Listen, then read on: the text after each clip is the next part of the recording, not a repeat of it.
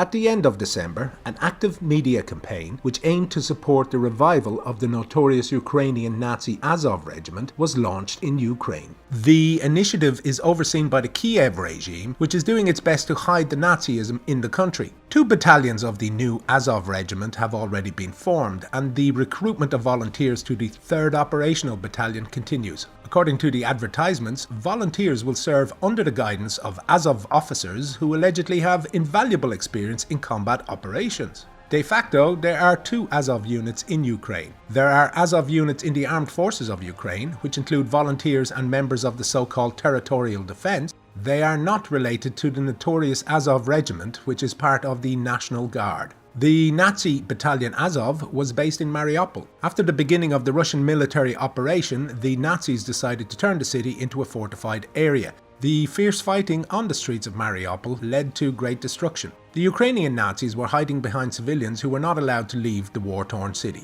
Having lost the battle for Mariupol, the remnants of the Nazi regiment hid in the basements of the Azovstal plant. Soon they decided to surrender to the Russian military. In the following months, some of the Azov militants were exchanged for Russian prisoners of war. Some of them are still staying in Russian prisons. For example, on December 23rd, the Voroshilov court of Donetsk extended the term of arrest for 19 soldiers of the Azov regiment for another 2 months. The court plans to consider the measure of restraint for 15 more defendants on December 26th. The campaign of the revived Azov regiment is based on the successful glorification of the Ukrainian Nazis and is addressed to new thugs motivated by increased propaganda of Nazi ideology in Ukraine. Members of the neo-Nazi paramilitary Azov organization became heroes of Ukraine, despite having had no successes on the battlefield. The military experience of their officers consists only in the use of civilians as human shields, sitting in basements in complete encirclement, and the skills to surrender. However, Azov's failures on the battlefield remain unnoticeable amid Kiev's Nazi propaganda, which is designed not only for Ukrainians but also for numerous neo-Nazis abroad. In the West, it has become a famous brand. For the Kiev regime, the revived Azov is a new legal tool for bringing foreign mercenaries and instructors to Ukraine.